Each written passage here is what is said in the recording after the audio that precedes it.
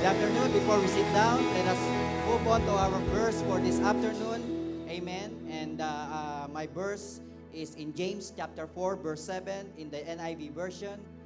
Only one verse and it's very short. So as we read it, let us all read it with understanding. Amen.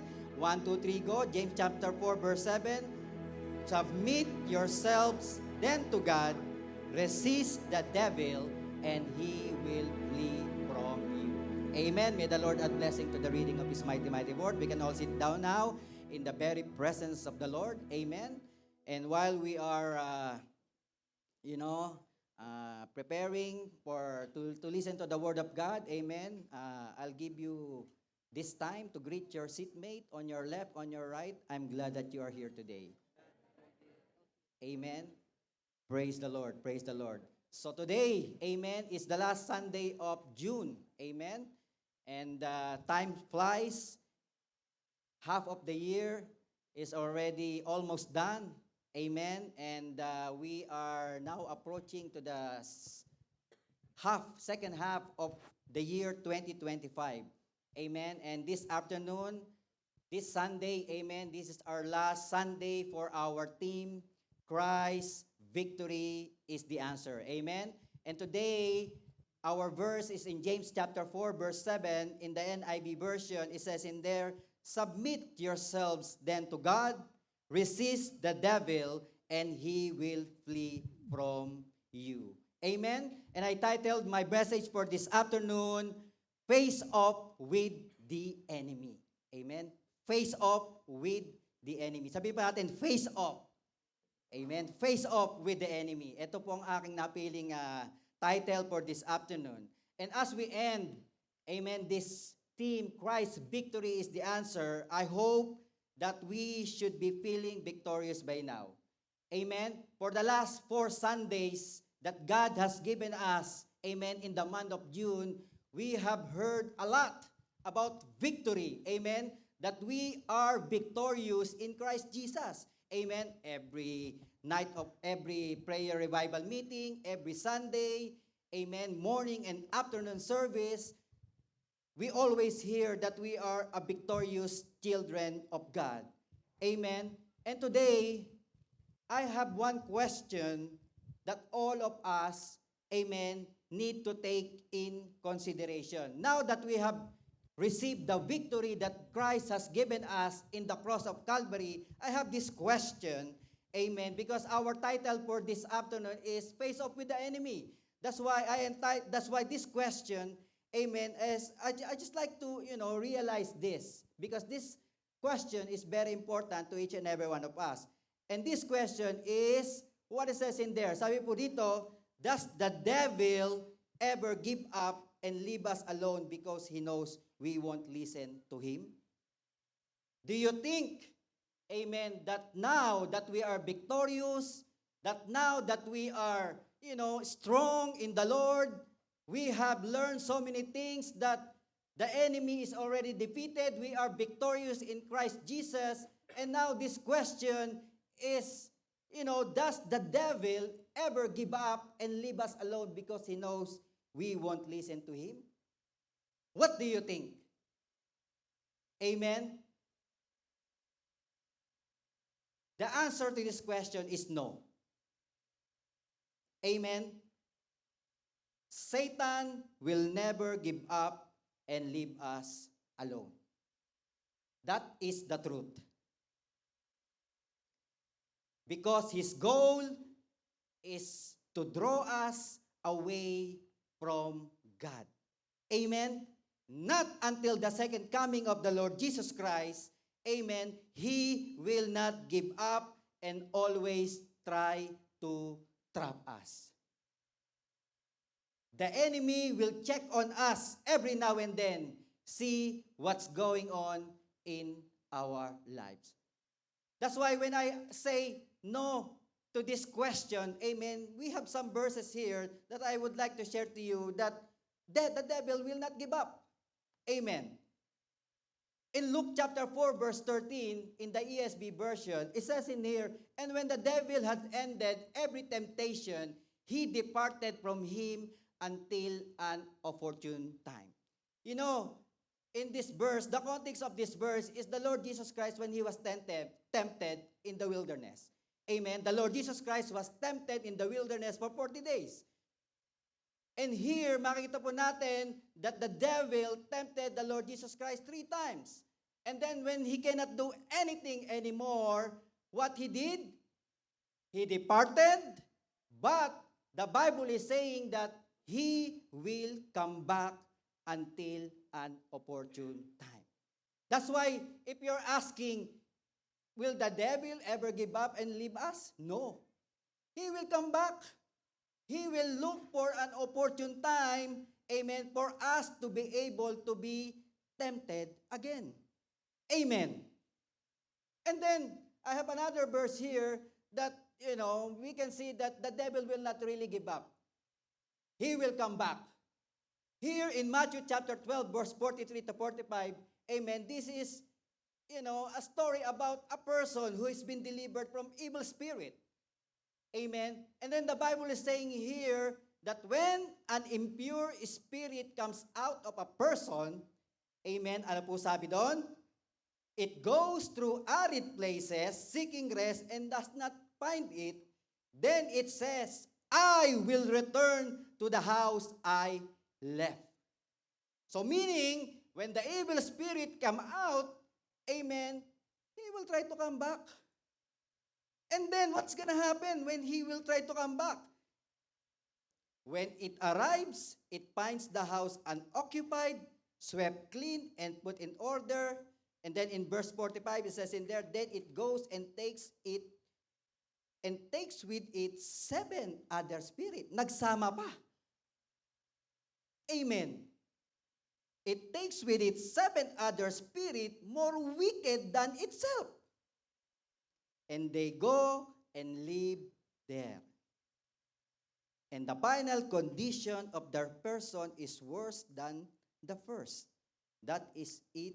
That is how it will be with this wicked generation.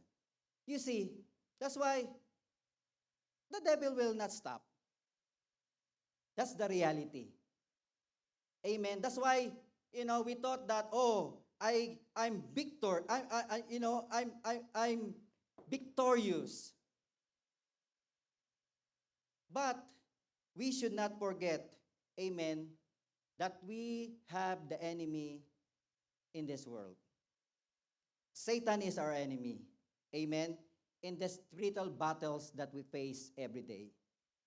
And like any enemy, he constantly seeks to find a weak point in our lives where he may attack. That's why we need to confront the devil. We need to face off with the enemy because there's no other way. There's no other way. We need to confront him. Otherwise, amen, as the Bible declares, we need to resist the devil and he will flee from you. Amen? Kaya nga po, it's very important. Amen? That's why here, I have some definitions, amen, that we need to understand. Sabi ko nga po, amen, I entitled my message today, Face Off with the Enemies. Pag sinabi ba ating face off, I know there's a movie, a long time ago, Face Off. Amen. It's an action movie between Nicolas Cage and John Travolta, I think. Amen. But when we talk about face off, amen, it says in here that when you say face off, take up an attitude of confrontation. Amen. So meaning, when we say face off with the enemy, amen, we should have an attitude of confrontation. We need to confront the devil. We need to confront the enemy. Amen. We are not running away. We're not just standing still. But we need to confront him. Amen. And it says in there, especially at the start of a fight or a game. Amen. And again, according to our verse, sabi po doon, we need to resist the devil. When we talk about resist, ano po ba sabi ng Bible, ng dictionary? Amen. When we talk about resist, it says in there, withstand, oppose, or challenge. Amen. So the Bible, when it says the Bible resist the devil, then we need to withstand or we need to oppose. We need to challenge the devil. Amen. Hindi yung, sugatan lang tayo. We always cry. We always hopeless. No. Where is the victory that God has given us if we're not going to do anything? Amen? Where is that victory that Christ has given us if we're not just going to stand there and do nothing? That's why the Bible is saying to you and to me that we need to oppose, we need to challenge, we need to withstand the enemy. Amen? And who is the enemy? On my next point, amen, of course, the enemy is the devil, Satan. We all know and we always hear it in 1 Peter chapter 5 verse 8. Ano po sabi sa 1 Peter 5 1 Peter chapter 5 verse 8? Stay alert. Amen. Stay alert. Tell it to your seatmates, stay alert.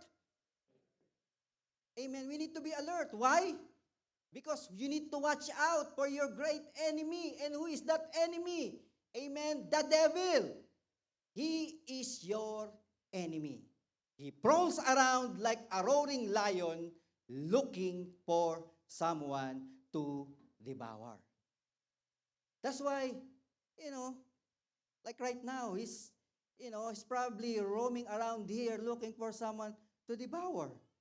Amen. That's why you need to watch out. You need to stay alert. Amen. You need to watch out for the great enemy, which is the devil. Amen. That's why as a victorious children of God, we should know our enemy. Your enemy is not your husband. Like I always said, your enemy is not your wife. Your enemy is not your children. Your enemy is not your parents. Your enemy is not your brothers and sisters in Christ. But your enemy is the devil. And you must know his tactics and his doing so that we can be able to really declare the victory into our lives. Amen? That's why in this phase of course, you need God to be on our side. It's impossible to confront the devil. It's impossible to confront the enemy if God is not on our side. 100% we will lose. We will be devoured. That's why it is very important that God is with us as we impose the enemy. Amen. And how can God to be on our side? Of course, we need to have a personal relationship with God. That's why we need to accept Him as our Lord and personal Savior and be the master of our lives. So when we accept the Lord Jesus Christ in our hearts, then He will be on our side. Jesus will be on our side. Amen. But aside from that, we must know the enemy. We must know his tactics. In the there's a book called, The Art of War. That's why it's important to know the enemy. Sabi po sa, sa book na ito, in the book of The Art of War, it says in there, if you know yourself and not your enemy, amen, when you go to the battle, your chance of winning will be 50% of the time. Amen? So, you know yourself, but you don't know your enemy, your chances of winning is only 50%. And then, sabi po doon, and then if you know yourself and know your enemy, you will win 100% of the time.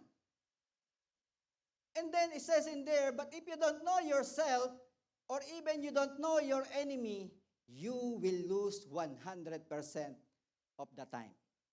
That's why you know that God is with you, and you know the enemy's tactics, you know the plans and walls of the enemy, then for sure, you will win 100% all the time. You can resist the devil, you can oppose the devil, you can challenge the devil, and he will flee from you. Amen?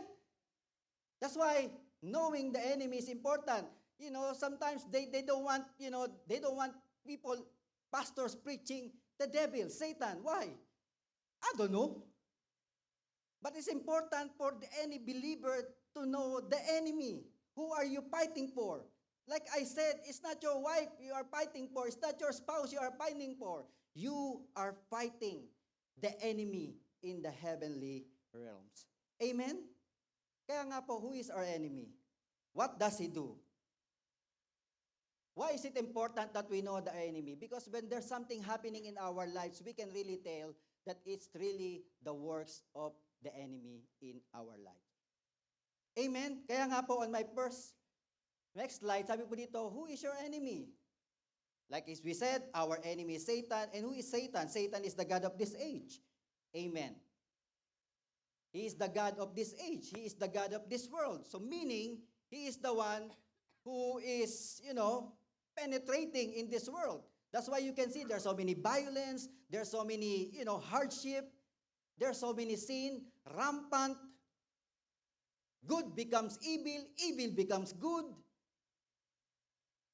Because Satan is the God of this age. And what does he does? Amen. He blinds people's mind from seeing and understand the truth. That's why there's a lot of people who doesn't accept the Lord Jesus Christ. A lot of people doesn't want to accept the truth. Amen. Because Satan blinded them. Amen. And the Bible declares in 2 Corinthians chapter 4, verse 4, in the New Living Translation, it says in there, Satan, who is the God of this world. The Bible is telling to you and to me that Satan is the God of this world, has blinded the minds of those who don't believe. That's why people who don't believe in God, people who don't believe in Jesus Christ, amen, they are blinded, amen, by the God of this world. And it says in there, they are able to see the glorious light of the good news. They don't understand this message about the glory of Christ, who is the exact likeness of God. Amen? So, we're living in a world where Satan is the God.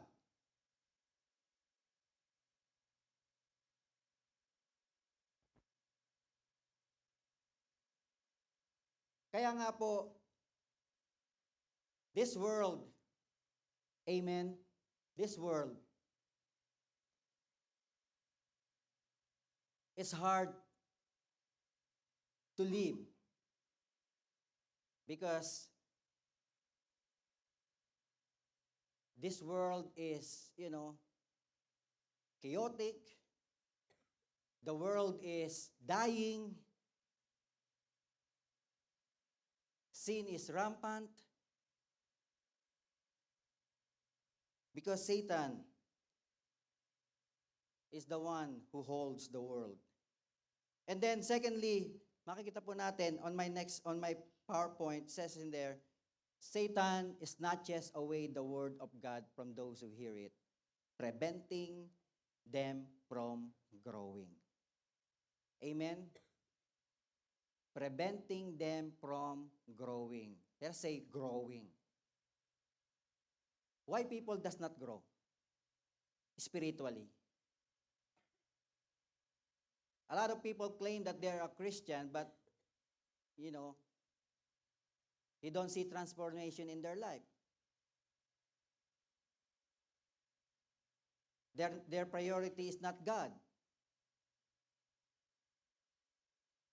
Because maybe sometimes Satan is not just away the word of God from them.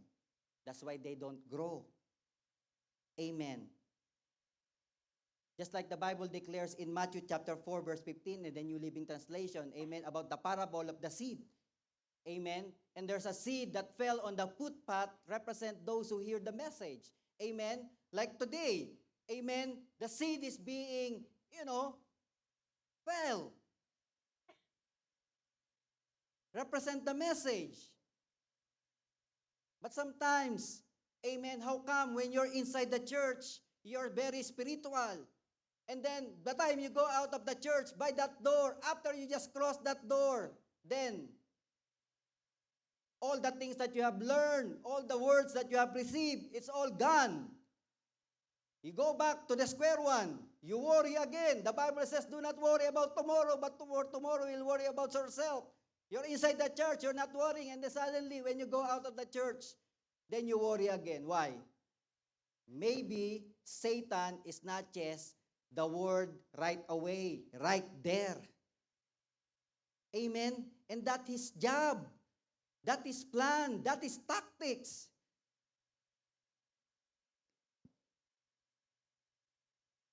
Amen.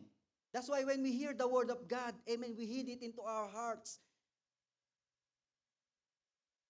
We don't just put it on our mind. Amen. We hear it, and then it goes out to the other side. No.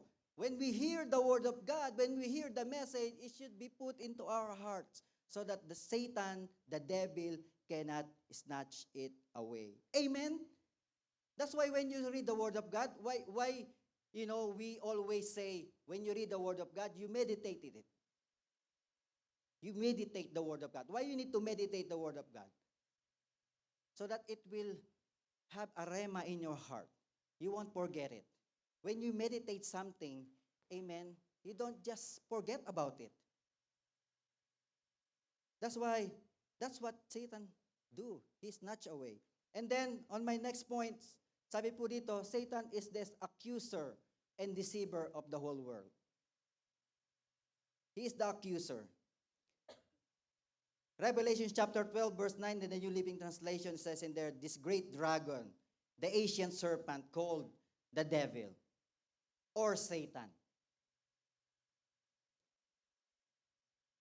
the one deceiving the whole world, was thrown down to the earth with all his angels, accuses believers by highlighting their sins. Amen? The devil accused the believers. Sometimes you already been forgiven, you know that you already asked for forgiveness from the Lord, and yet why you still feel condemned? Why you cannot forgive? Why you cannot, forget about the past?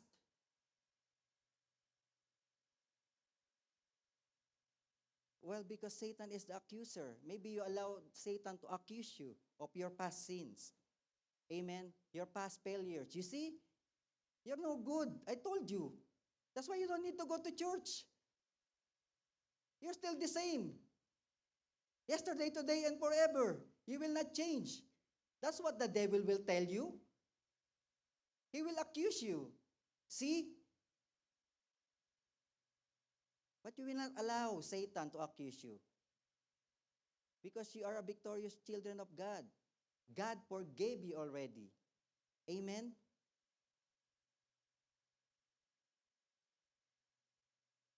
Another point is, Satan is the reason of the fall of humanity.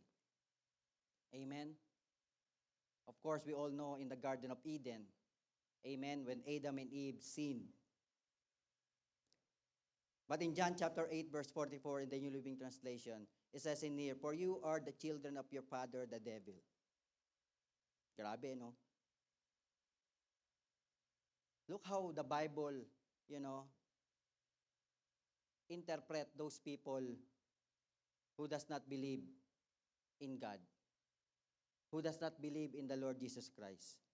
You are the children of your father, the devil. So if God, the Father, is not our Father, then who else is our Father? You only have two fathers. The Father of Jesus Christ and the devil. That's why it's very important what sides are we on? Amen. And it says in there, for you are children of your father the devil, and you love to do evil things he does. He was a murderer from the beginning. He has always hated the truth because that there is no truth in him. When he lies, it is consistent with his character, for he is a liar and father of lies. Amen? And last point, makikita po natin, Satan is the cause of sin, which lead to spiritual death. Satan is the cause of sin, which leads to spiritual death. It is because of Satan why we sin. It is because of Satan why sin enters humanity. And because of sin, death came to all humankind. Not the physical death, but the spiritual death. Amen?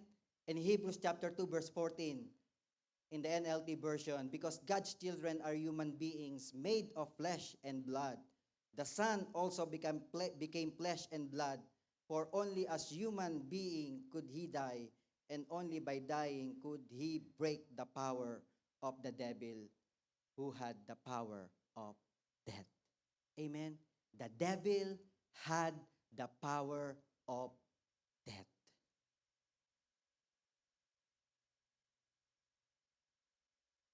He holds the power of death. But it's very important to note, amen, sabi po doon, Satan hold. He's just holding it.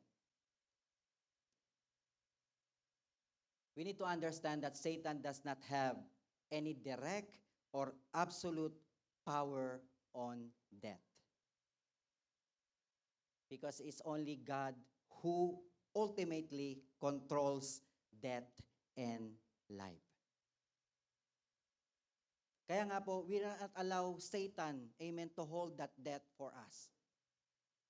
It's only God who controls death and life. Remember, Job chapter 2, verse 6.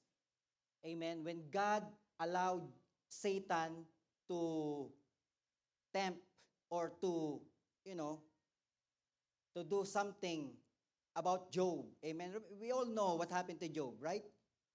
He lost his children, he lost his property, he lost everything all at the same time. Amen. And God allows it because Satan wants it. But God says to Satan, all right, do with him as you please. The Lord said to Satan, but spare his life.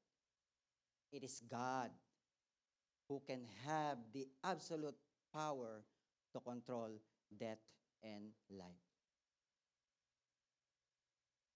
That's why for Satan, amen, as long as we are right with God, amen, we don't need to worry about spiritual death. Kaya nga po, Satan's power is more about his influence in leading people toward sin.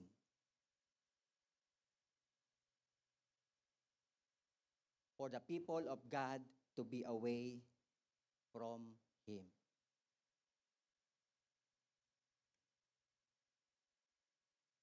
Influence lang po yun eh. But if we allow that influence to take over us, amen, then we will experience spiritual death. Kaya nga po, today, I know that how can we really face Satan and the demons in this battle?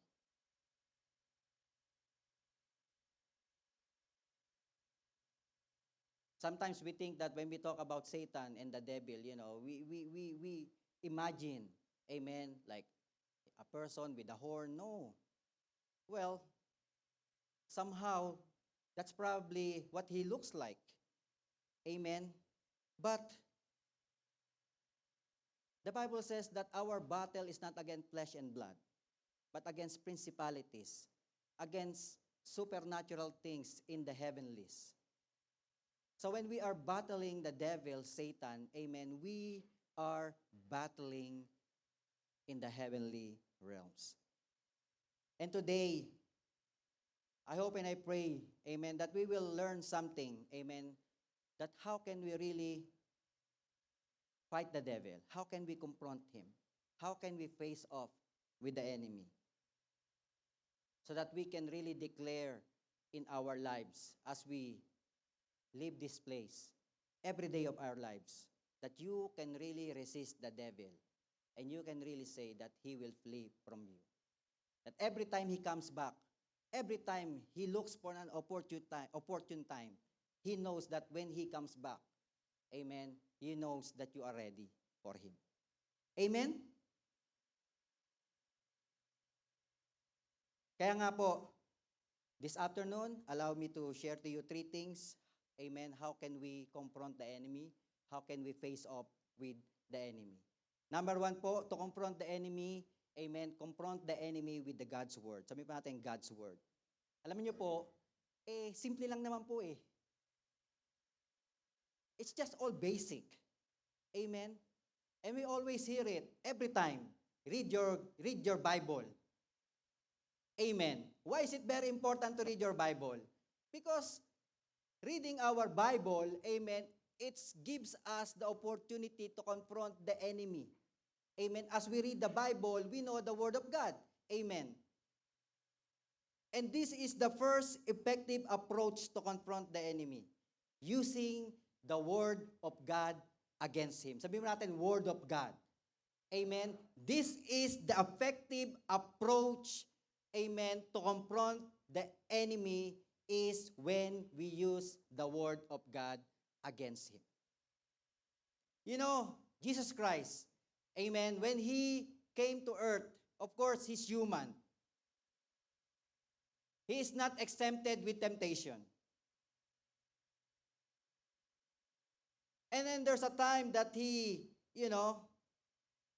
went to the desert, amen, and Jesus Christ shows us an example how can we face off the devil, how can we confront the devil, amen, and makikita po natin yan in Luke chapter 4, amen, where there is an account that Jesus Christ went up to the wilderness, amen, to be tempted by the devil, amen, and we can see here that while Jesus Christ was on the desert, amen, he is fasting for 40 days and 40 nights, he's so hungry.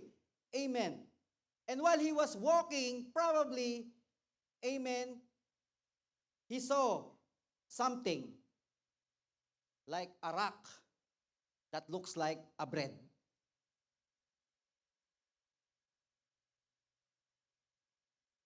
Sino rito yung paggutom kahit hindi masarap? Di ba? Right? When you're hungry, even though it's not yummy, it's yummy because you're so hungry. It's the same thing with temptation.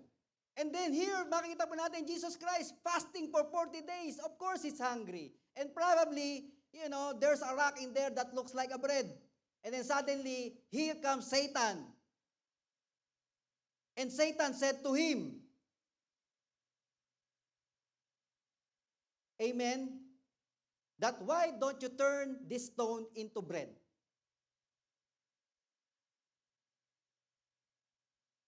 If you are the Son of God, command this stone to become bread. Siguro kung, amen, mahina ang Lord sa Word of God, he would probably, maybe we can, I can. I'm so hungry.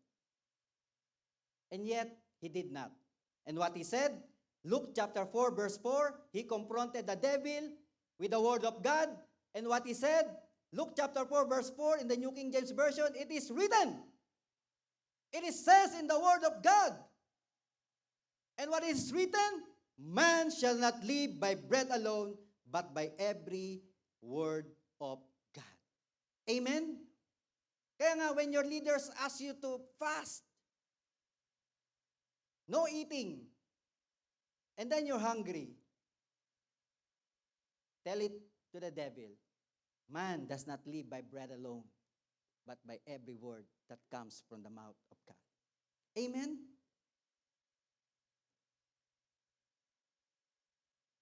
Sometimes, we are tempted the way Jesus was tempted.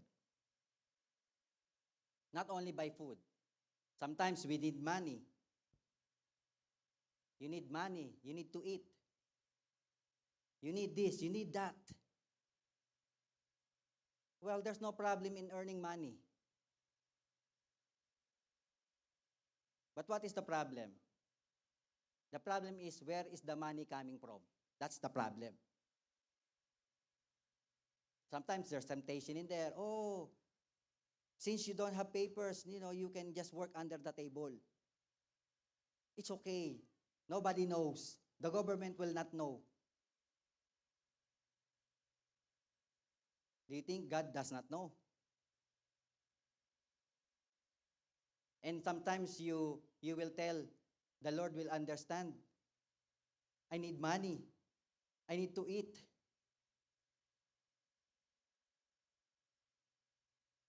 Amen. But that sometimes it's the temptation of the devil for us to not to be able to follow God's word. That's why when we are being tempted, amen, we need to confront him with the word of God. And then, hindi pumasa si Satan dun sa first temptation. And then, the devil took him to a high mountain and showed him all the kingdoms of the world at one time. Amen? He said to Jesus, Satan said to Jesus, "Look, I will give you all these kingdoms if you will but bow down and worship me."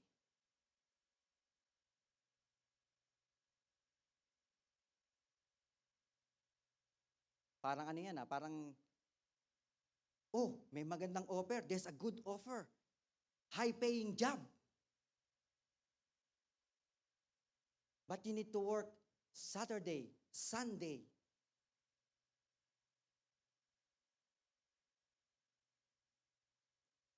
And then you think about it, oh, I have Bible study. I have to go to church. But this one, high-paying job. What do you think the Lord will think? Do you think He will understand?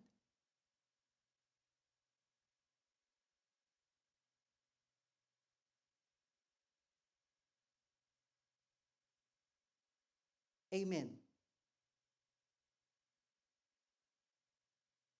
Pero when the Lord Jesus Christ was tempted, again, He have a scripture prepared.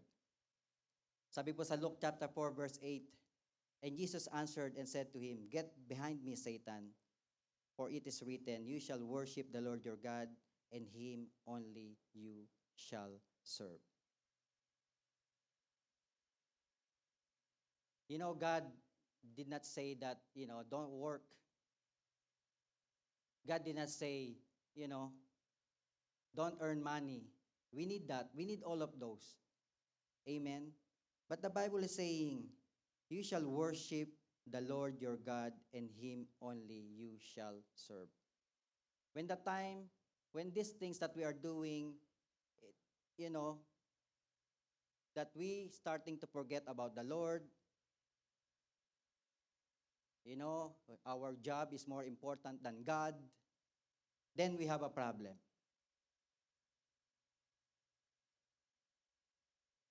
And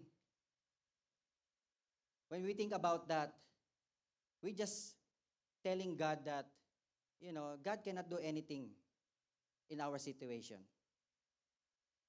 Right? We just telling God that, I'll just work. Because I don't think God can help me. Pero ang sabi ng Lord, di ba? In His Word, ano ba yung mga promises ng Lord sa Bible? He will be your provider.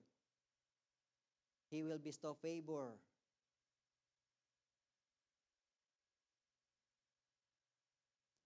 Kaya nga po, amen, who are we worshiping in this world, in this life? That's why we need to be careful about it. And then, second temptation, Satan failed. Third temptation, Satan took Jesus to the pinnacle of the temple, and this time he tried to twist the word of God. You know, Satan can quote the word of God as well. He knows the word of God. He can quote it. And even he actually quote the word of God to Jesus. And when the devil says to him, amen, that when Jesus jumped, he will command the angels to save him. But the devil is twisting what is written on the Bible. That's why the Lord Jesus Christ told him in Luke chapter 4, verse 10 to 11. For it is written, He will command His angels concerning you to guard you carefully. They will lift you up in their hands so that you will not strike your foot against a stone. That's what the devil is telling to Jesus. In other words, jump and you will not get hurt. Jesus was prepared and he says to him, you know, sabi po sa Luke chapter 4 verse 12, Jesus answered, it is said, do not put the Lord your God to the test. Amen? We do not test the Lord. So in all these things, what do we learn about Jesus? The Word of God is a weapon. Sabi natin, weapon. So are we reading our Bible now? Beginning today? Are we? If you think that the Bible, the Word of God is a weapon, are you start going to read the Word of God today? Ano pong sagot nyo? Amen? Ayun yung weapon? We need to read the Word of God. We need to read God's Word. It's very important. It is one of our weapons to confront the devil. Amen? Is that when the enemy comes against you, amen, we are armed with the Word of God. How can we quote the Word of God if we don't read the Bible? That's why most of the time, if you don't know, what are you gonna do? You're just gonna run away with problems. You know, those people who doesn't know God, who doesn't know Jesus, you know, if they have so much problem in life, what is their solution? To end things. Right? But if you have the Word of God, you have the hope in the Lord, you can say to the devil, get out of my life.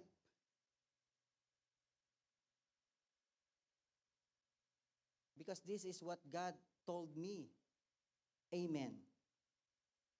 That's why reading and memorizing the Word of God is a must for every believer. Every day, when we wake up, we should not be weaponless. The moment we wake up, we should read our Bible. Kahit one verse for beginners. Right? How hard to read the Bible? Just one verse every day, at least. And memorize it.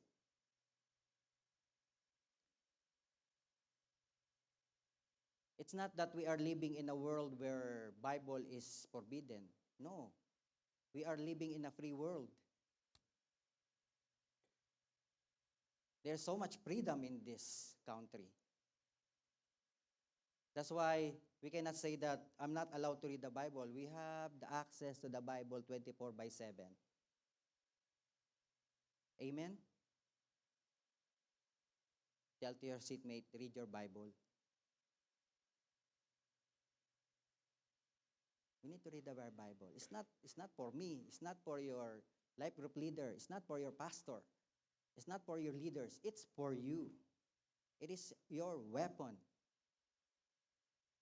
to confront the enemy in your life. Amen?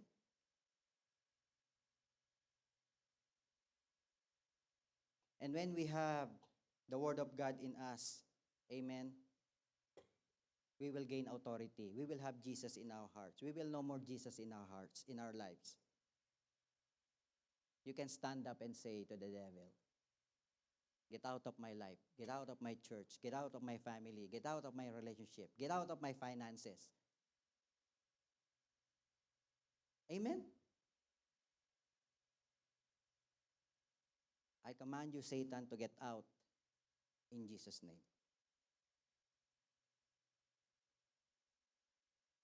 Sometimes they say it's hard to read the Bible. Sometimes the Bible is become the sleeping pills. Amen? You just open your Bible. In the beginning, you're already sleeping. It's just the beginning. But, amen, how can we make, reading the Bible easier? Well, start with the easy translation. Amen? Choose an easy translation. Don't read the New King James Version. Don't read the King James Version. It's hard. You will not understand. So what are you going to do? Find a translation that is easy to understand. NIV, NLT. There's Tagalog Bible. If you're hard, understanding it in English, look for Tagalog Bible. Look for Ilocano Bible. There's no excuse. There should not be any excuse. Right? If there's a will, there's a way. If you want it, then go for it. That's the problem sometimes. Pag gusto, may paraan. Pag ayaw, may dahilan. And then you excuse that, oh, I don't have that translation. Well, now it's online. You can find it anywhere. You don't need to buy, actually. Amen. Just need to download on your phone whatever translation that you have, as long as you will understand it. And you can read the Word of God every day. Amen? Can we read our Bible every day? Amen? Amen. We need it. It's our weapon. Secondly, amen, we need to confront the enemy with prayer and fasting. Sabihin natin, prayer and fasting. See, another basic, prayer and fasting. We always hear it. You pray, you fast. Amen? But it's important for every believer that we pray and fast.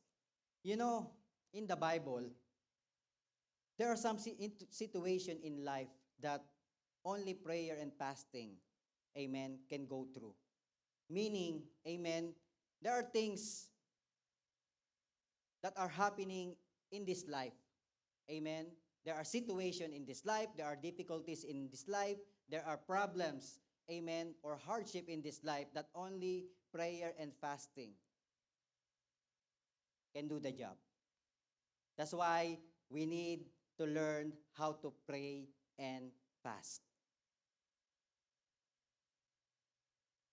Gusto niyo makita kung saan yun sa Bible? Tingnan natin. Matthew chapter 17 verse 19 to 21. Matthew chapter 17 verse 19 to 21 in the New King James Version. Amen. And then says in there, then the disciples came to Jesus privately and says, why could we not cast it out? Amen. Let's stop it from there. Ano po yung kinakast out ng mga disciples? The disciples is casting out the devil. The disciples are casting out the enemy, Satan. Amen. And yet, they have a problem. And what is the problem? They cannot cast out. The devil won't listen to them. What are you talking about? And then they cannot do it. That's why they came to Jesus privately and asked him why we cannot cast it out. What's the problem? So Jesus said to them, because of your unbelief, for assuredly I say to you, if you have faith as a mustard seed, you will say to this mountain, move from here to there, and it will move, and nothing will be impossible for you. And then the next verse, however, ano ba ibig sabihin ng pag however? Amen? Pero, yeah, it's good that you have faith.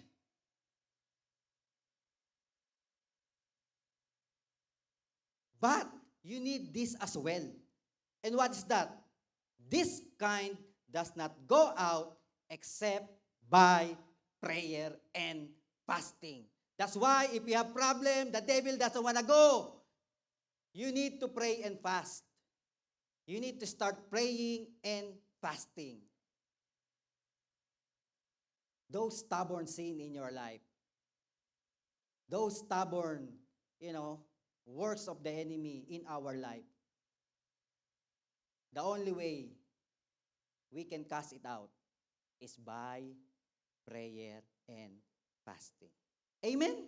That's why prayer and fasting is important. That's why, this coming anniversary, our 37th anniversary, amen, we're gonna call for prayer and fasting again. 21 days. Who's with me? Amen. Why? Well, we need a lot of people to be saved. Sabi nga natin kanina, what does Satan do? He blinded the mind of many people, amen, to hear the word of truth. So how can we open the mind of those people to listen to the truth? We need to pray for them. We need to fast for them. Amen. All our first-timers, that they will come to know the Lord Jesus Christ as their Lord and personal Savior. Amen. That they will not be hindered. Satan will hinder them. They will say yes to you, but on the time of the event, they'll probably have many excuses. Just like you before you go to church, you have many excuses, right?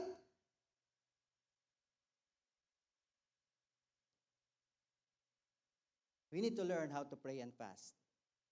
Tell it to your seatmate. Pray and fast. Prayer sometimes is easy, we thought, but fasting is hard. But we need to understand that prayer is more powerful than we realize. When we pray, amen, we enter into the throne room of God, amen, and stepping into the battlefield of the heavenly realms. Remember, in Ephesians chapter 6, verse 12, in the New Living Translation, it says in there, for we are not fighting against flesh and blood, enemies, but against evil rulers and authorities of the unseen world. Amen? Against mighty powers in this dark world and against evil spirit in the heavenly place. Grabe, ito yung mga kailaban natin. Dark world, evil spirit, authorities on the unseen world. Amen. We are stepping on a battlefield. But I want you to know, amen, but over and over again in the scripture, we see proof of answered prayer. Amen? There's power in prayer. There's power in fasting. You see the life of Daniel when he prayed. In the book of Daniel chapter 10 verse, I think 1 to 14. This is the story of Daniel when he prayed for 3 weeks. What happened when he prayed? When he started praying, God already answered the prayer. But the problem is when the prayer is going down to earth, for Daniel to receive it suddenly in the heavenly realms, amen, it's been trapped in there. Amen.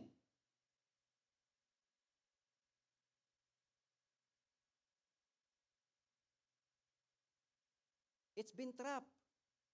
That's why some of us, maybe, your papers is already been answered by God. Your ELMIA, your work permit, your citizenship, your PR, your healing. Your healing to your physical body, your healing to your finances, your healing to your relationship, it's been answered already. The moment you pray, granted. From heaven goes down to you, and then suddenly, on the heavenly realms, it's been trapped in there. Because there are spiritual forces in the heavenly realms. And what the Bible says, when the angel talked to Daniel, Gabriel, sabi niya kay Daniel, your prayer has been answered, but the answer of your prayer has been stuck. That's why they need to ask Michael, one of the archangels, came to help. Amen? Gabriel is delivering, the answered prayer. but he was stuck in the heavenly realms because the king of Persia blocked their way. And then they cannot go through. That's why Michael has to go to help them. Maybe you need more prayer on your papers. Maybe you need prayer on your healing. Maybe you need more prayer and fasting. Amen? For your elmia, for anything that you are praying for. Sometimes it's taking so long. Why it's taking so long? 3 weeks, 4 weeks, 3 months, 6 months, 8 months, baka mamaya stuck in there. 8 months na, 1 taon na, hindi ka pa nagpe-pray. Hindi ka nagpa-fast. Amen?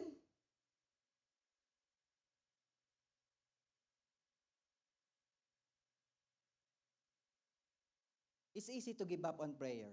Sometimes we think, oh, I don't think God will answer my prayer. How do you know?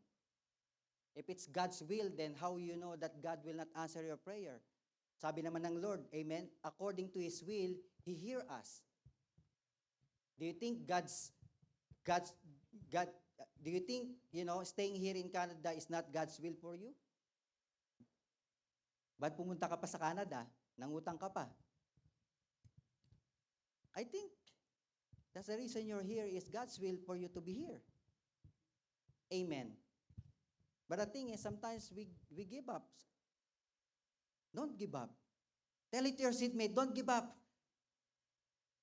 Amen. Whatever our prayer is, don't give up. We need to pray more. Amen. And when fasting is required for an answered prayer, we need to fast. Amen. But sometimes when the stomach is growling, when the smell of food is tempting, amen, we forgot that we have a prayer. Amen. Sino dito yung pagkakainan nakakalimutan lahat yung prayer? Sarap ng pagkain. But anyway, amen, prayer and fasting is important. Amen? First, we need to start reading the Word of God. Secondly, we need to pray and fast so that we can be able to confront the enemy. Amen? Another answered prayer. You know the life of Peter. Peter was a bold believer. When he preached, when he shared the Word of God, thousands of people get saved. 3,000 people get saved in one day. Grabe. That's a lot of souls to be saved. Sabi po sa Acts chapter 2 verse 41, sabi po doon, those who believe what Peter said were baptized and added to the church that day, about 3,000 in all. Amen? So now that there's so many believers, so many people accepting the Lord Jesus Christ, siyempre, ayaw ni Satan yun. The devil doesn't want it. Right? He doesn't want people to get saved. What is he gonna do?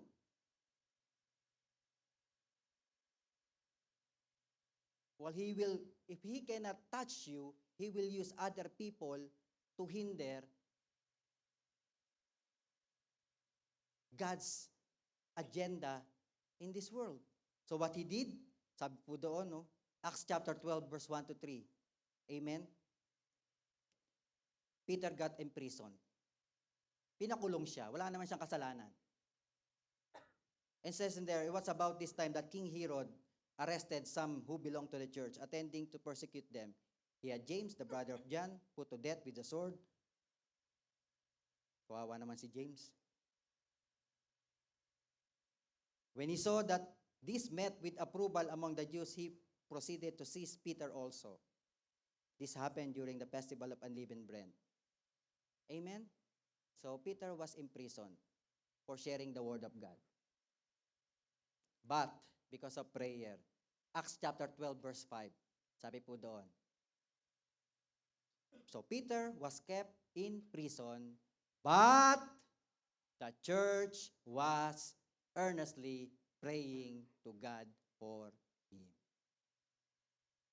And then what happened? Peter was released from from prison. Not with people, but he was released from prison because of the angels. Grabe, angel pa nagpakawala sa kanya dun. Amen. Acts chapter 12, verse 6 to 7 says in there, the night before Herod was to bring him to trial, Peter was sleeping between two soldiers, bound with two chains, and sentries stood guard at the entrance. Grabe. Grabe ang gwardiya. Parang murdererang kaso. Sharing the word of God lang naman. Amen. And yet, sabi dito, suddenly, an angel of the Lord appeared and a light shone in the cell. He struck Peter on the side and woke him up. Quick, get up, he said. And the chains fell off Peter's wrist. Grabe, prayer. Amen. You see this miracle? Sometimes we thought that, there's no chance. Amen. Like right now, amen, the government is releasing so many, rules and regulation. Sometimes we thought that, there's no more chance. I think I'm gonna go home. Is that your faith? To go home?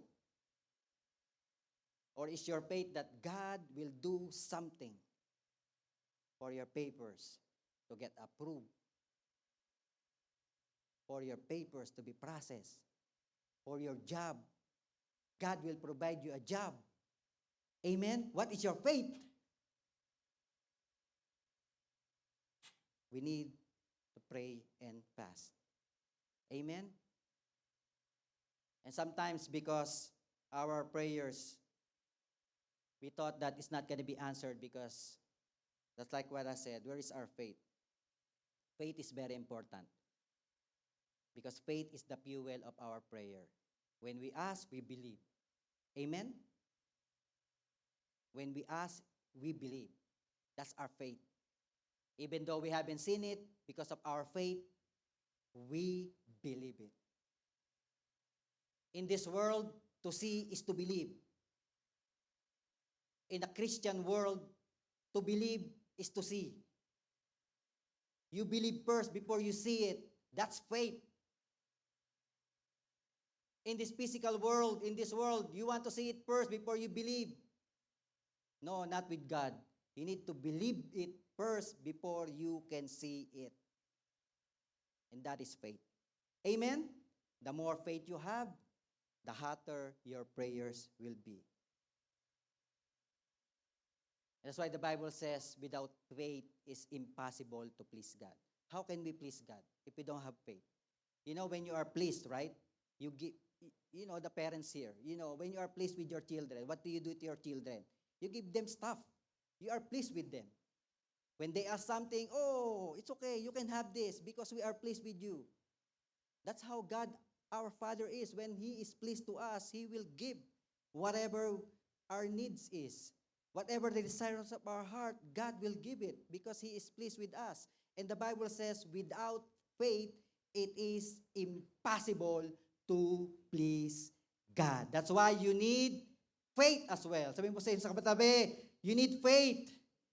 Amen. We need faith. Amen. And how can we have faith? Back to the point number 1. How can we have faith? The Bible says in Romans chapter 10, verse 17, so then faith comes from hearing, and hearing the word of God. When you read your Bible, your faith increase as well. Amen. You're not just confronting the devil, your faith is also increasing. See? That's why you need to read your Bible every day. There's a lot of things that's going to happen to us. Amen. It's increase our faith. And faith will only come by hearing and hearing the word of God. Amen? So, read the word of God, prayer and fasting. Third point, madali lang din po. Basic. Third point is we need to confront the enemy with the mind of Christ. Sabihin po natin, mind. Amen? Why mind? And the Bible is saying, amen, that we need to confront the enemy with the mind of Christ. So meaning, Not our own mind, but the mind of Christ. Amen. We need the mind of Christ be put in us. Amen. Because our thoughts are powerful. Amen. The devil cannot get into our hearts, but he can get into our minds. That's why there's so many things that we think. Amen. The battle begins in our mind. The moment we wake up in the morning, amen, what are you thinking? Are you going to church or not?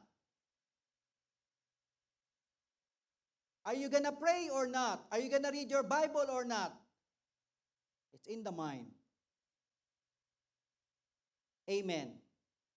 And sabi po nila, your life will follow your thoughts. Your life will follow your thoughts. Whatever you think, your life, that's where your life goes. Amen? And we need to understand our mind is the battleground, is the battlefield.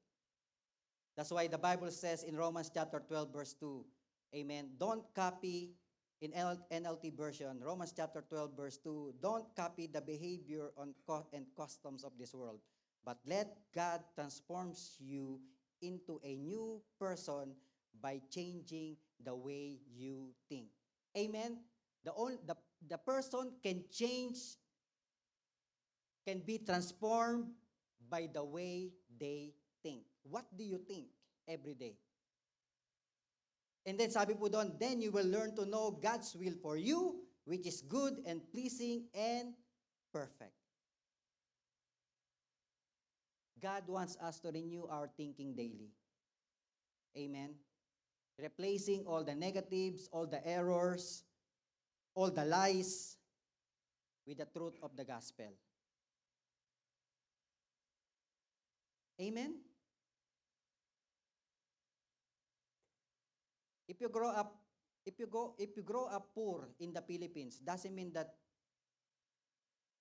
you will live poor the whole of your life. No. You need to change. You need to change the way you're thinking. Amen. You need to replace all the errors, all the lies with the truth of God.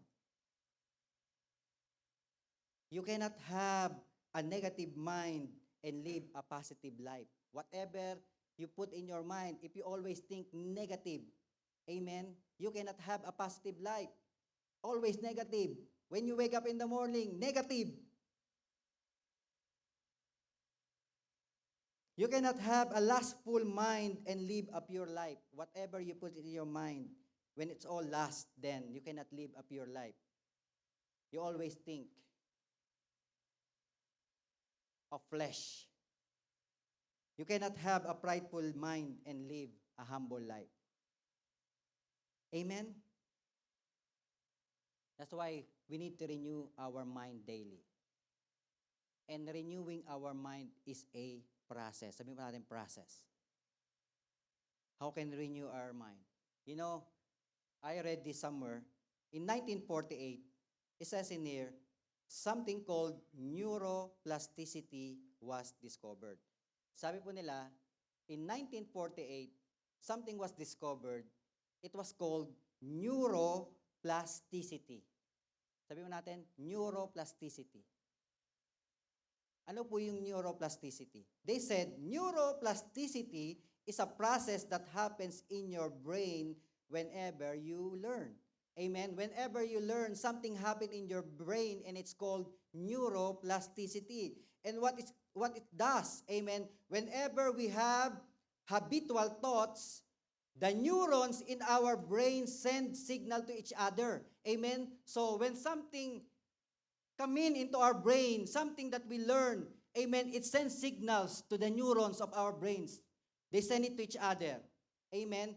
And sabi po nila, repeated activities or thoughts can literally carve pathways in our brains to make those tasks more accessible and readily. So ibig sabihin, amen, yung palagi natin ginagawa, the things that we are doing all the time, repetitive activities, amen, they send it to our brains, they send it to the brain cells, to the neurons, amen, so that can be accessed more easily. So kaya madali natin gawin. That's why it becomes habit.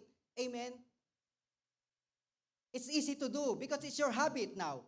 That's what you always do. It's repetitive. That is neuroplasticity. That is why they say breaking a habit is hard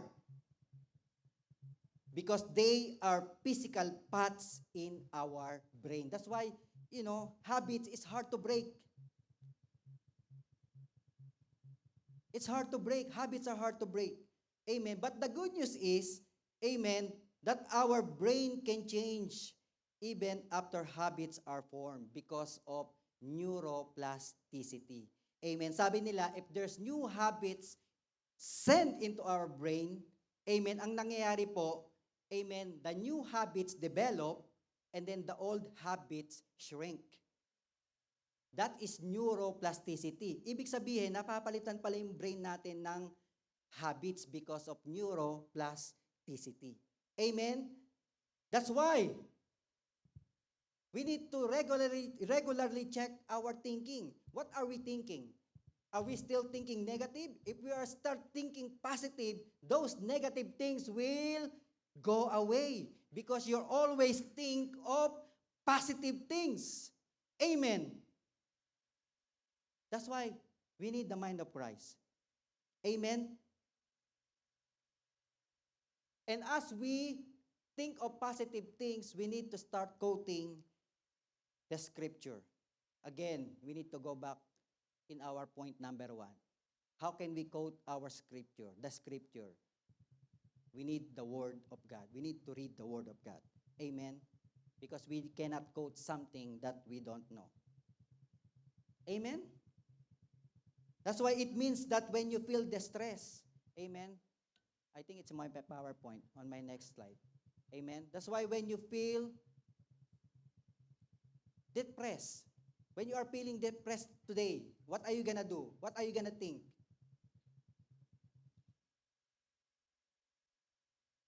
Amen. Instead of, self-pity, instead of, oh, nobody loves me, or, I'm hopeless, what are you gonna do? Well, quote the Bible. Nehemiah chapter 8 verse 10. Ano pa sabi doon? The joy of the Lord is my strength. The joy of the Lord is my strength.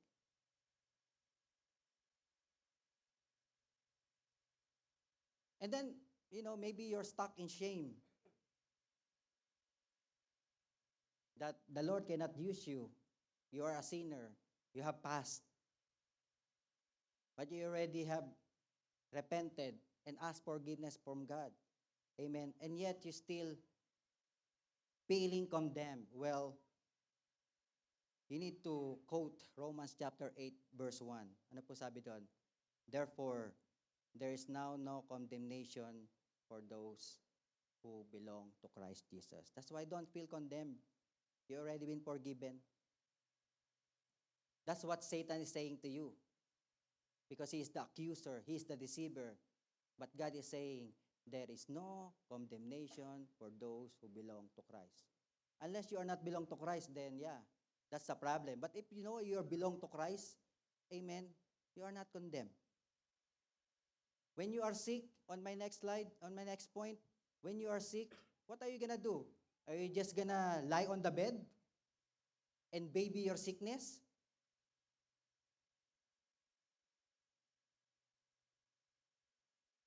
When you are sick, what are you gonna do? Well, you need to remind yourself.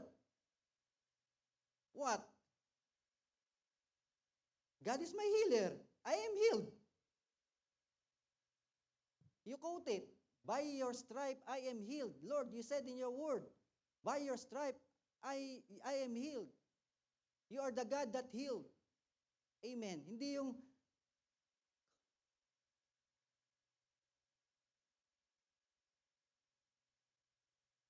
Exodus chapter 15 verse 26. Quote it. That God is your healer. He is the God who heals. Amen. Are you afraid? On my next point, who are afraid? Who have fear? Are you afraid of tomorrow? Are you afraid of anything? Well, you need to quote Psalms chapter 91, verse 2. He is your refuge. He is your strength. A very present help in times of trouble. Are you in need? Sino walang pera? Taas ang kamay. Walang nagtaas ah. Lahat kayo may pera? Sino yung sakto lang? Lahat magtataas ng kamay, sakto lang. Amen. But kidding aside, are you in need? Well, quote Philippians chapter 4, verse 19. Amen. That God is your provider. He is my provider. God will provide all my needs according to His riches in Christ Jesus our Lord. He is my provider. God is my provider. I know He will make a way. I know I will get that job. I know I will have increase. I know I can pay out my debt. Amen? Don't put negatives in your mind na hindi ka na makakabayad.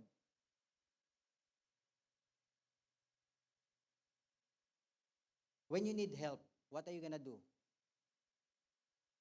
Hindi ko yata nalagay sa PowerPoint ko. But anyway, when you need help, what are you gonna do? Are you gonna shout it out on Facebook? Are you just gonna call a friend? I need help? Or are you gonna call to God? Psalms chapter 121, verse 1 to 2. Psalms 121, verse 1 to 2. Ano sabi doon? I leap up to the mountains. Thus my help comes from. Saan ba nagagaling ang help? And then on the next verse, in verse 2, my help comes from the Lord who made the heaven and earth. Amen? Di ba? Sarap. So now, where's the worry? You don't need to worry a thing. Right? Because everything that you put in your mind are all positive. And it is, and it is backed up by the word of God. That's why, amen, we need to confront the devil, the enemy, with the mind of Christ. Amen? That's how we renew our mind. And then, later on, amen, it becomes a habit. The neuroplasticity will ignite in your brain. And then the old negative habits will go away. And new positive habits, amen, will enter into your brain. Then, everything that will happen to you, it's always positive. You always think the benefit of the doubt. Someone cut you on the road. Maybe he needs to go. That's why he's in a rush. Positive. Hindi yung, kutuwa. Ikaw rin, hinabol mo pa. Kapag karera ka pa. Amen. Someone didn't smile you when you entered the door. Amen. The gatekeepers that's standing in there did not smile at you. Maybe she has a problem. I'll give the benefit of the doubt. Hindi yung, man to, subla-sublado ng mga tao dito. Kapag church pa kaya rito. Diba?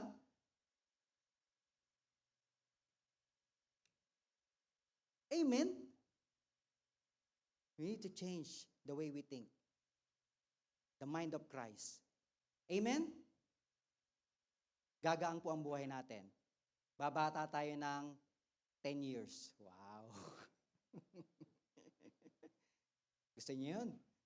Amen. Kidding aside. Amen. We have to do it all the time. Sabi nga nila, for the new habits will take effect in our lives, we might have to do it 10 times a day. Wow. 10 times a day or 60 times an hour. 10 times a day na lang. Parang ang tagal ng 60 times per hour eh. But the more we do, amen, the more we do, the more new pathways in our brain will form. Amen? Iba na yung pathways. Iba na yung nag-uusap sa brain natin. Amen? And new habits, new things will change in our life. Then, After that, we will think differently. Amen? We will think differently. We will see things differently now. Whatever that's happening around you, you will see things. Problem comes, you will see problems differently. Amen? I tell you, our life will be more easier. Amen? Because we are having the mind of Christ. And because of that, the enemy cannot do anything on us. He cannot mock us. He cannot control us. He cannot abuse us. He cannot accuse us. He cannot deceive us. Because we have the mind of Christ. Amen? Praise the Lord. Kaya nga po, as I end, I hope and I pray, amen, we have learned something. Amen? Madali lang naman. Word of God, prayer and fasting, renewing our mind. Is it hard to remember? I don't think it's hard. But as I end, amen, on my conclusion, remember that Satan is already been defeated. Amen. He's been defeated already. That is his end game. At the end of this time, at the end of this world, amen, whether he likes it or not, he is already defeated. The Bible says in Revelation chapter 12, verse 9, amen, he was thrown down. He was thrown down to the earth, and his angels were thrown down with him. Colossians chapter 2, verse 15, sabi po doon, he disarmed the rulers and authorities and put them to open shame by triumphing open over them in him. Amen. Jesus Christ disarmed already, amen, Satan, the spiritual rulers. Revelation chapter 20, verse 10, sabi po doon, and the devil who have deceived them was thrown into the lake of fire and sulfur where the beast and the false prophet were, and they will be tormented day and night forever and ever. Amen? He's already defeated. But Satan is constantly roaming around to tear God's children. Satan is keep coming back, amen, to tear God's children apart. His target is you. His target is you and me. He is always looking for an opportunity to bring the righteous down. Although he is already been defeated, his goal is to take as many people, including God's children, into the lake of fire. In short, he just need companionship in hell. Gusto niyo samahan siya? Who wants to be with him? I'm not. That's why, my dear brothers and sisters, we don't need to defeat Satan because he has already been defeated. But what we need to do here on earth while we are still living, amen, is we need to protect. We need to protect the salvation that God has given to each and every one of us. To maintain that victory that God has given you, God has given us the victory. We need to maintain it. Amen. And for us to be able to maintain it, amen, we need to guard. We need to be on guard all the time. Sabi natin, on guard. Next to my PowerPoint, we need to be on guard all the time. We need to be alert. Amen. We need to be alert and vigilant. We need to know what's happening around us. Is this the work of the devil? Is this the things that's happening to me is the work of the devil or something else? We need to be alert. We need to be vigilant. And also, we need to avoid complacency. Amen? We need to avoid complacency. Remember that evil spirit that came out from that person, he will come back bringing 7 more. Pag nakita niyang we are complacent, we are not doing anything, we are just sitting around, we are not reading our Bible, we are not praying, we are always thinking negative things, what is he gonna do to us? He will bring more. And the Bible says, that person is more worse than before. Kaya lahat ng tao sa church, where are they right now? They went back to what they're doing. More worse. Why? Because they become complacent. Amen. We need to be on guard. We need to be alert. We need to be vigilant. We need to know the work and tactics of Satan upon our lives. Kaya nga po, in Philippians chapter 2, verse 12, God is telling to you and to me, dear friends, amen, dear friends, you always followed my instruction when I was with you, and now that I'm away, it's even more important. Amen. Work hard to show the results of your salvation, obeying God with deep reverence and fear. Amen. We need to work hard. Kailangan nating bantayan yung salvation natin. We need to work hard. Amen. And how can we work hard? We need to read our Bible. We need to pray. We need to fast. We need to think differently. That's how can we work hard. Amen.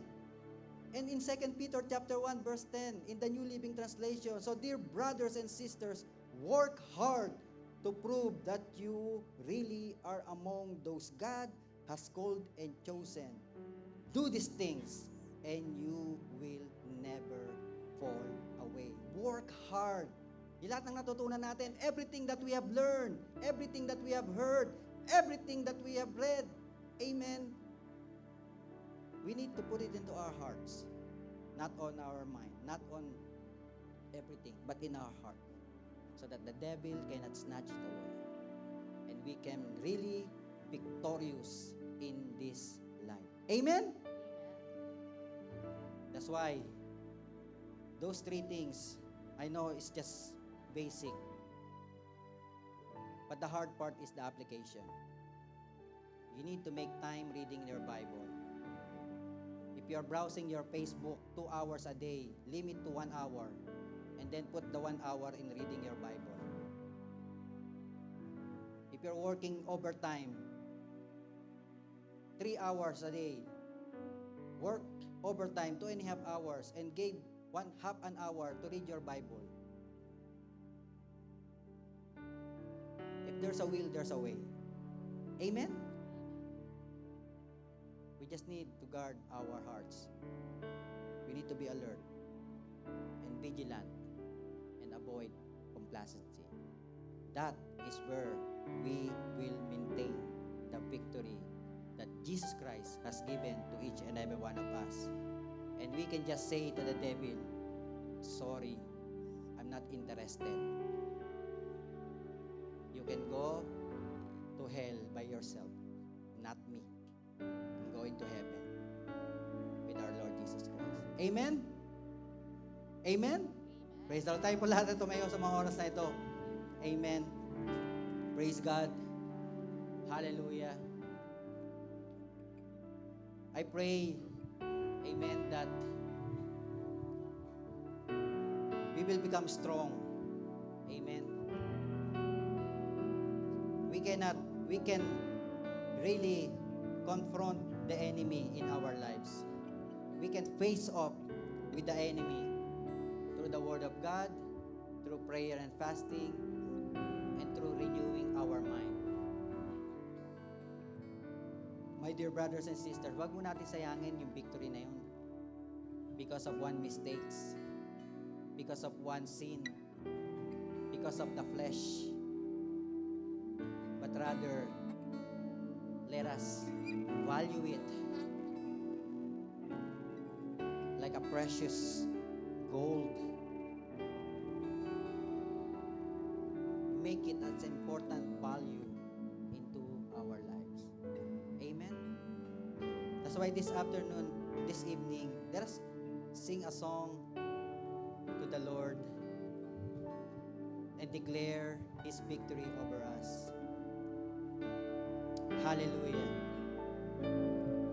You were always fighting for us, and His angels all around. My delight is found in knowing that you wear the victor's crown. You're my help and my defender. You're my Savior and my friend. By your grace I live and breathe to worship the mention of your greatness. In your name I will bow down. In your presence fear is silent, for you wear the victor's crown. Let your glory fill this temple. Let your power overflow. By your grace I live and breathe to worship you.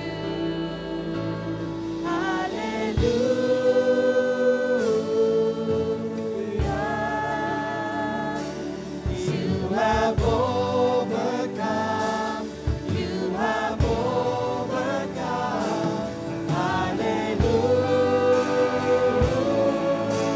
Hallelujah. Jesus, you have overcome the world.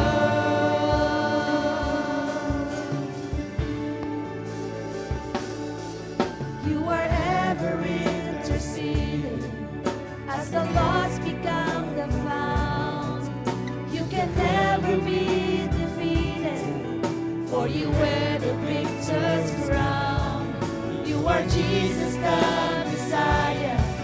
You're the hope of all the world. By your grace I live and breathe to worship. Let us all lift up our hands and say hallelujah. God has overcome the world. You have overcome. As God overcome, you will overcome.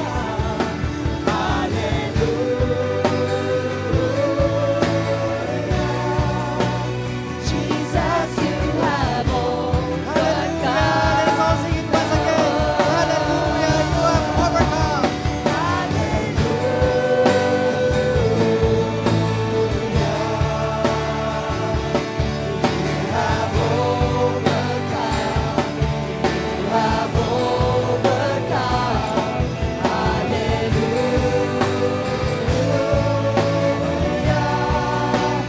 Jesus, you have overcome the world. Be ready, be ready.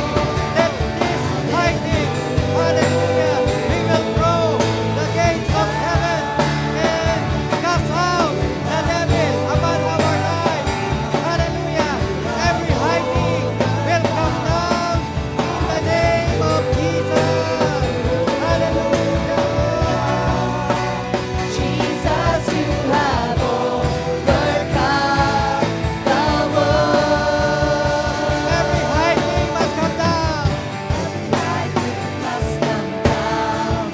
Every stronghold shall be broken. You wear the victor's crown. You have overcome. You have overcome. Every high thing must come down. Every stronghold shall be broken. You wear the victor's crown. You have overcome. Personalize You have it. overcome. I am wearing the victor crown. I wear the victor crown. Every stronghold shall be broken. I wear the victor's crown. You have overcome. I have overcome. Every high thing must come down. Every stronghold shall be broken. I wear the victor's crown. I have overcome.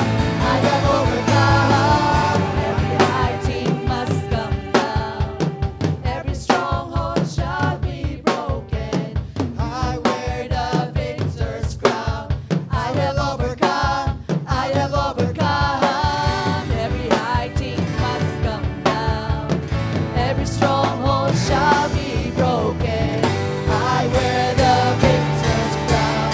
I have overcome. I have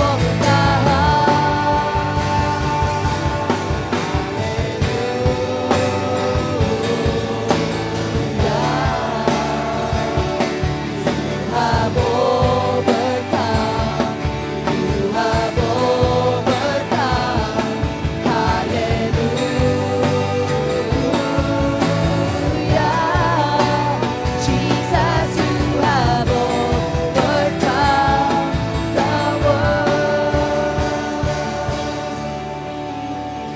Yes, Lord, you have overcome the world. And And so we have overcome the enemy. Today, Lord, we will stand firm. We will confront the enemy. We will face off the enemy. Lord, because of your cross, because of your resurrection, Lord, we are strong. We are courageous. And the devil cannot do anything on us, Lord.